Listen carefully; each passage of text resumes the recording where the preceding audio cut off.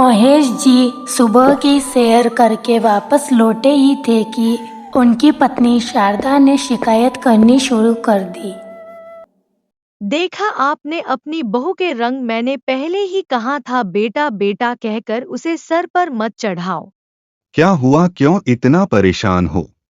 मैं सुबह नाश्ता बनाने जा रही थी तो कविता कहने लगी, मम्मी जी आप रहने दो, पहले मैं अपना और रितेश का नाश्ता बना लूं, आप और पिताजी तो घर पर ही रहते हो, बाद में नाश्ता कर लेना। मुझे आज तक किसी ने किचन में जाने से नहीं रोका, अब इनसे पूछ कर किचन में जाना पड़ेगा। सही तो कह रही है कविता, और रितेश सुबह जल्दी ऑफिस के लिए निकलते हैं। तुम तो बेकार ही परेशान हो रही हो।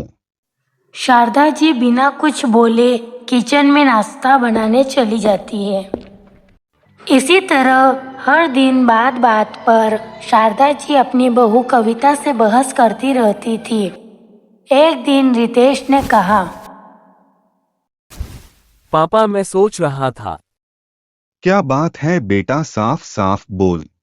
पापा मो और कविता में हर दिन बहस होती रहती है, क्यों न हम अलग रहने लगें।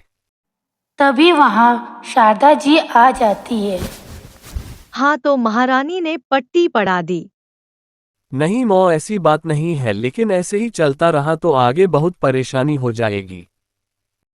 बेटा जैसा तुम चाहो, अगर तुम्हें ऐसा लगता है तो यही सही, हम चाहते हैं कि सब खुशी खुशी रहें। यह सुनकर शारदा जी रोने लगती है। एक ही बेटा है हमारा और आप उसे भी अलग रहने की बात कर रहे हो। जाने दो उसे, हम किसी को बौंध कर नहीं रख सकते।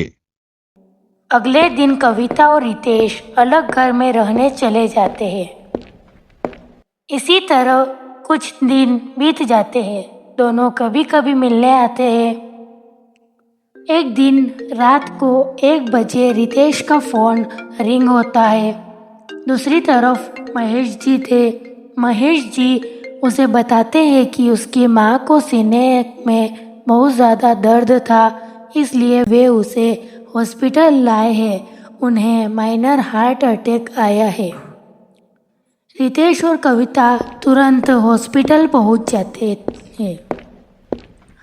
डॉक्टर शारदा जी को 1 सप्ताह तक हॉस्पिटल में रहने की सलाह देता है। कविता दिन रात शारदा जी की सेवा करती है। वह अपनी नौकरी की चिंता करे बगैर दिन रात हॉस्पिटल में रहती है।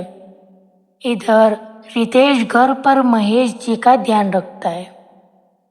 1 सप्ताह बाद जब डॉक्टर उन्हें डिस्चार्ज करता है तो कविता कहती है, मांझी को हम अकेला नहीं छोड़ सकते, हम अब मांझी पिताजी के साथ रहेंगे। यह सुनकर शारदा जी की आंखों से आंसू आ जाते हैं। वह बहू को पहली बार कहती है, बेटी मुझे माफ कर दो। मांझी आपकी बेटी होती तो क्या आप उससे माफी मांगती? आज से आप कितना भी डांटे, मैं आपको छोड़कर नहीं जाऊंगी। एक पल आपको खोने के ख्याल से मैं सिहर उठी। उसके बाद चारों अपने घर के लिए निकल पड़ते हैं। अब बहू बेटी बन गई थी, इसलिए शारदा जी और कविता में कभी अनबन नहीं हुई।